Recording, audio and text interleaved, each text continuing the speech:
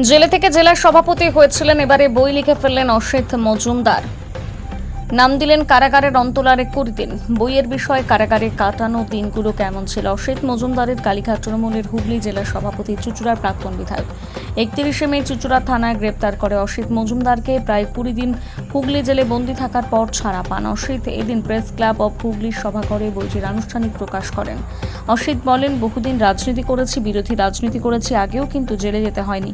এবার আন্দোলন করতে গিয়ে জেলে যেতে হলো। পরে তোলাবাজি, ধর্ষণের চেষ্টার মামলা যুক্ত করা হলো। কারাগারের দিনগুলো খুব কষ্টের ছিল, সেই অভিজ্ঞতাই তুলে ধরেছি।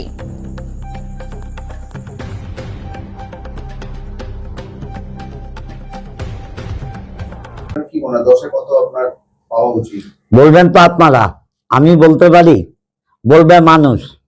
আজকে আমি এটা মার্কেটে ছেড়েছি, প্রায় 3.5 লক্ষ লোক দেখে নিয়েছে। আমার ফেসবুকে আমি একটা পোস্ট করেছিলাম, প্রায় ভিউজ হয়েছে 3.5 লক্ষর উপর। এতেই বোঝা যায় মানুষ চাইছে কি না চাইছে। আমার যে দলের সহকর্মী, আমার ভাই শঙ্কর কাছে এটা পাওয়া যাবে। ওর ফোন নাম্বার 8637364803। দোকান বা কোনো বিপণীতে না, এখনো দোকানে দেবার মতো করিনি। আমি আপাতত যারা চাইবে শঙ্কর মাধ্যমে তারা পাবে, আর আপনাদের মতো যারা আছে এগুলো আমি দেব আপনাদের। মানুষের মধ্যে আমার দলের সহকর্মী যারা আছে তারাও নেবে। আপাতত এইভাবেই চলবে।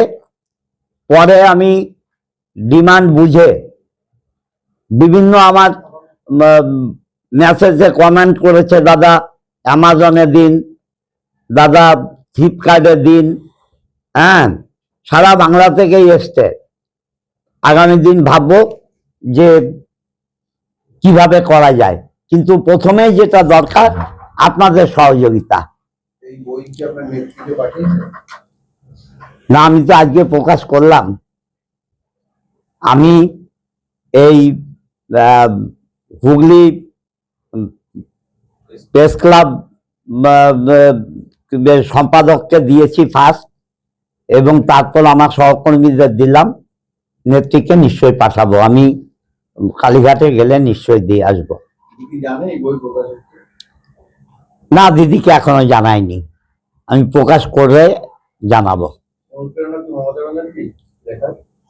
মমতা দি তো লেখেন, অনেক হাজার হাজার হাজার হাজার বই লিখেছেন।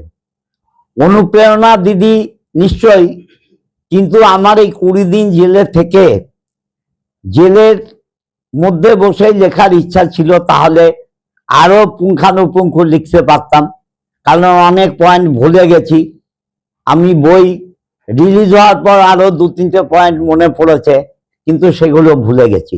ভেতরে বসে যদি কাগজ পেন পেতাম, কিন্তু ভেতরে কাগজ পেন রাখার আইন নেই, যার জন্য সেটা করতে পারিনি। এটা আমার দুর্ভাগ্যের। আগামী দিন আপনার কণ্ঠ, প্রতিবাদী কণ্ঠ বইয়ের মাধ্যম দিয়ে ফুটে উঠবে। বই রাস্তা দুটোই, কলমেও ফুটবে, রাস্তাতেও ফুটবে। বইয়ের যে প্রচ্ছদটা আপনি করেছেন, মানে নামের সঙ্গে অনেকটা মিল আছে, কারাগারের অন্তরালে। কারাগারের পিছনে অসিত মজুমদার দাঁড়িয়ে আছে। এটা কি ভুলতে চাইছেন না ভুলতে পারছেন না? ভোলার চেষ্টা করছি, কারণ বিনা অপরাধে যেটা রাজনৈতিক সৌজন্য বোধ, সেটাও দেখায়নি। আমি বেশি কিছু বলতে চাইছি না। ভোলার চেষ্টা তো নিশ্চয়ই করছি, না হলে বই লিখবো কেন? ভোলার চেষ্টা করছি। আগামী দিন রাস্তায় কথা বলবে। দীর্ঘদিন ধরে রাজনীতি করছেন, আপনার যারা সহকর্মী একসাথে দল করেছেন, এখনো যারা করছেন, অনেকেই তো জেল কেটেছেন। আপনাকে দেখে মনে হচ্ছে আপনি বিপর্যস্ত, ভেঙে পড়েছেন। আপনার মধ্যে কি সেই মনের শক্তিটা কি কমে গেছে? নিশ্চয়ই শক্তি কমেছে, কারণ বিনা অপরাধে যদি জেলে যেতে হয়, অপরাধ করে জেলে যাওয়া আর বিনা অপরাধে জেলে যাওয়া, এই দুটোর পার্থক্য আছে। আমার জীবনে আমি এমন কোনো অপরাধ করিনি যাতে জেলের যন্ত্রণা ভোগ করতে হয়। তবে এটা সাময়িক, এটা কাটিয়ে উঠব এবং মমতা বন্দ্যোপাধ্যায় যেভাবে আমাদের নির্দেশ দেবেন আমরা সেই পথেই এগিয়ে যাব। কি মনে হয় আগামী দিনে কি ভবিষ্যৎ হতে চলেছে? দেখুন, বাংলার মুখ মমতা ব্যানার্জি, বাংলার মানুষের হৃদয়ে মমতা ব্যানার্জি আছে। অতএব আগামী দিন কথা বলবে যে বাংলা তথা ভারত কে নেতৃত্ব দেবে। অসিত মজুমদার কি এবার লেখক হয়ে গেল? লেখার চেষ্টা করব, লেখক নই, কিন্তু 20 দিন জেলে থেকে যে যন্ত্রণায় ছিলাম তার থেকে লেখার একটা সম্পর্ক তৈরি হয়েছে।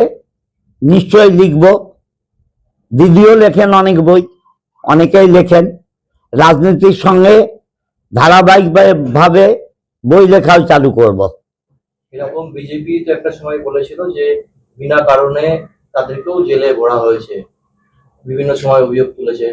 সেই আপনিও বলছেন যে বিনা কারণে আপনাকেও, ওরা যখন বিজেপি যখন শাসক এলো তখন বলছেন যে তারা বিনা কারণে আপনাদের জেলে ভরেছে।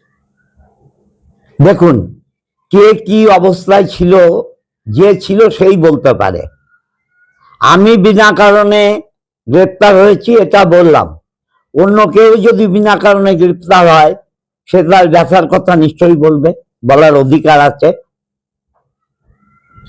রাজনৈতিক কারণে জেল তো অনেকেই খাটছে, এর মধ্যে অস্বাভাবিকতা তো কিছু নেই। রাজনীতি করতে গেলে জেল খাটতেই হবে। দেখুন, রাজনীতির রং দিয়ে জেল খাটা আর রেপ কেসের অ্যাটেম্প টু রেপ, তোলাবাজি, এ দুটো এক নয়। রাজনৈতিক কারণে পথ অবরোধ করেছি, এই কেসটা এনাফ, এনাফ ইজ এনাফ। কিন্তু তোলাবাজি, অ্যাটেম্প টু রেপ, এগুলো কি রাজনীতির অঙ্গ? আপনি যে কটা দিন জেলে রইলেন, সেখানে তখন কি আপনার যারা সঙ্গী সাথী ছিল সেই সময় দল করেছেন একসাথে, তাদের কি পাশে পেলেন? ভয়ে, ভীতিতে, বা আমার ক্ষমতা নেই, আমি এমএলএ নেই, অনেকেই আসেনি, অনেকে ইন্টারভিউ করতেও আসেনি, অনেকে খবরও নেয়নি। যাদের অনেক কিছু দিয়েছি, আমার বইটায় লেখা দেখবেন, নিশ্চয়ই আছে। যাদের 15 বছরে আমার ক্ষমতা উজাড় করে দিয়েছি তারাও কেউ খবর নিতে আসেনি। মানে এখন তো কন্টেন্টের যুগ, মানে কিরকম? দেখুন, আমি 1974 সাল থেকে সক্রিয় রাজনীতিতে যুক্ত হই এবং নৈহাটি ঋষি বঙ্কিম কলেজে আমার প্রথম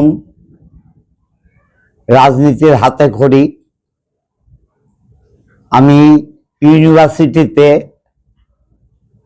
প্রার্থী হয়ে দাঁড়াই ছাত্র পরিষদে। দীর্ঘ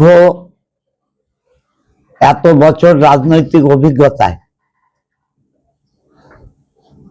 1977 সালের পর যখন সারা ভারতবর্ষে কংগ্রেসের বিপর্যয় হয়েছে, ইন্দিরা গান্ধীও হেরে গেছেন, সেই সময় থেকে রাজ্যে বামফ্রন্ট সরকার প্রতিষ্ঠিত হয় এবং 34 বছর আমরা এই সরকারের যে অন্যায় অবিচার তার বিরুদ্ধে লড়াই করেছি। কখনো রাস্তা অবরোধ করেছি, কখনো রেল অবরোধ করেছি, কখনো আসামে বাঙালি খাদাও তার বিরুদ্ধে কামরূপ বন্ধ করে দিয়েছি, সিঙ্গুর আন্দোলন করেছি, নন্দীগ্রামেও দলের কাজে গিয়েছি। তাছাড়া আরামবাগ, খানাকুল, গোঘাট, জাঙ্গিপাড়া, ধনেখালি যে বিস্তীর্ণ এলাকা, সেই এলাকায় সন্ত্রাসের মোকাবেলা করার জন্যে ঘুরে বেরিয়েছি এবং প্রতিরোধ গড়ে তুলেছি। কিন্তু কখনো জেলে যেতে হয়নি।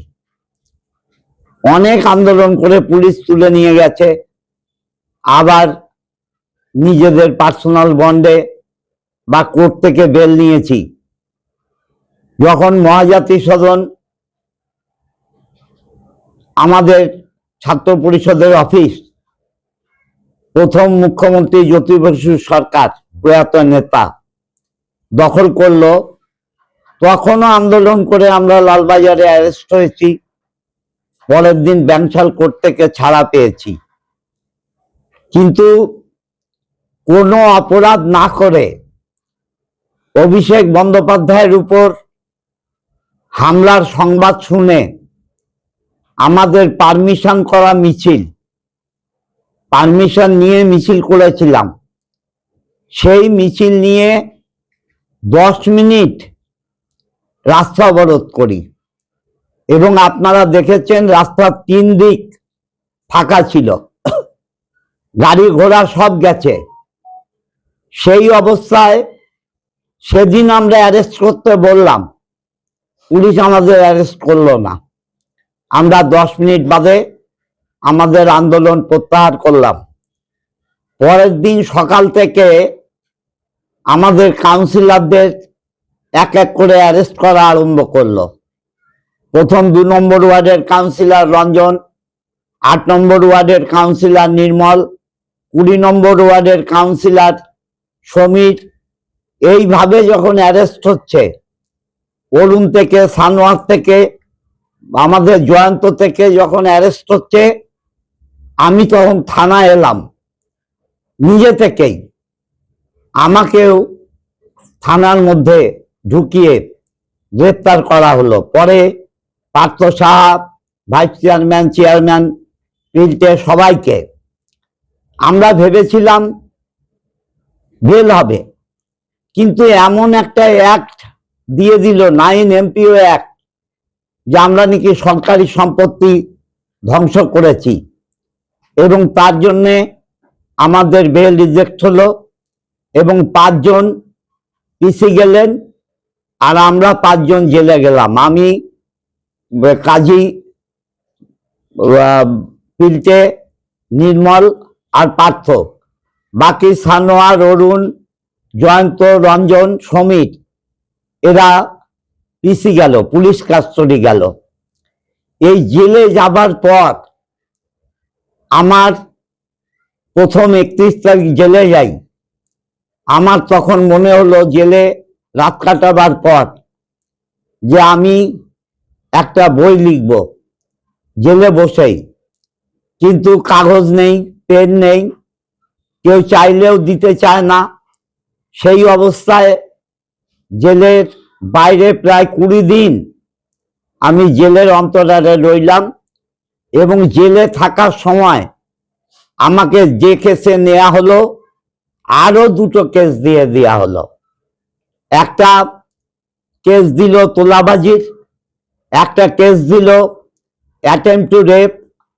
এইভাবে আমার জীবনের 20 দিন জেলের কারাগারে আমি বন্ধ রইলাম। সেই অবস্থায় জেলের মানুষের দুঃখ দুর্দশা এবং তাদের কথা শুনে আমার মনে হয়েছিল আমি এই 20 দিন নিয়ে বই লিখব, বই লেখা চালু করব। আমি আপনাদের বলছি, আমি বই লেখা যখন শুরু করলাম, আমি ভবিষ্যতেও আরো বই লিখব, যেটা আমার আত্মজীবনী থেকে, বামফ্রন্টের শাসন থেকে এবং বর্তমান সরকারের শাসন, এগুলো নিয়ে আমি নিশ্চয়ই জনমানসে প্রভাব ফেলার জন্যে, মানুষকে জানাবার জন্যে বই আমি লিখব। এটা আমার প্রথম পাবলিশ করছি, আপনাদের সাহায্য চেয়েছি, আপনারা নিশ্চয়ই সাহায্য করবেন যাতে এই বই মানুষের মধ্যে আগ্রহ সঞ্চার করে এবং জেলের কি পরিস্থিতি সেটা যাতে মানুষ জানতে পারে। কারণ যারা জীবনে জেলে যায়নি, আমিও 31শে মে 2026, তার আগে স্বপ্নেও ভাবতে পারিনি জেলটা কি, কিন্তু 31শে মে 2026-এর পর আমি বুঝেছি জেলের যন্ত্রণা কত। তাই আমি আমার বইতে লিখেছি, দেখবেন একটা লাস্ট প্যারায়, যে এমন একটা সমাজ ব্যবস্থা গড়ে উঠুক যে সমাজ ব্যবস্থায় মানুষকে কখনো জেলে যেতে হবে না। কারণ জেলের এই অন্ধকারের দিন অত্যন্ত বেদনার এবং অত্যন্ত দুঃখের, অত্যন্ত যন্ত্রণার। তাই আমি বাইরে বেরিয়ে এসে বই লিখেছি। আমি ভুলে গেছি অনেক তথ্য, যার জন্য সম্ভব হয়নি আরো অনেক কিছু লেখা, এবং যা লেখা উচিত ছিল সেটাও আমি তুলে ধরতে পারিনি। আস্তে আস্তে শর্ট টাইমে আমি এটা লিখেছি, আস্তে আস্তে এর উপরেও আমি বই লিখব এবং পশ্চিমবাংলার মানুষ, ভারতবর্ষের মানুষকে জানার সুযোগ করে দেব। না, উনি অবসর সময় বই লিখবেন, এ তো ভালো জিনিস। আর যাই হোক, ওনাদের তো অনেক বড় স্মৃতি, দীর্ঘ 15 বছর ধরে ওনারা যে কাজের দ্বারা বিখ্যাত হয়েছেন। আশা রাখবো আর কোনো পরের এপিসোড বেরোবে, সেটা তাদের সরকারের যে কৃতি, এই সরকার যা করেছে, যেভাবে একটার পর একটা সাংসদ বিধায়ক মাঝে মধ্যে বিস্ফোরক হয়ে সেগুলো বলছে, আমার মনে হয় তারও অনেক অজানা তথ্য আছে যেটা এখনো তিনি মানুষের সামনে তুলে ধরেননি। আগামী দিনে হয়তো ধরবেন, আমরা তার বই পড়ে সমৃদ্ধ হব। উনি বলছেন যে সবথেকে বড় ঘটনা হচ্ছে, এই 15 বছরে যদি অভিষেক ব্যানার্জিকে নিয়ে কেউ আন্দোলন করে, মানে সেটা কি জন্য আন্দোলন হতে পারে, সেটাই মানুষের কাছে একটা বড় প্রশ্ন।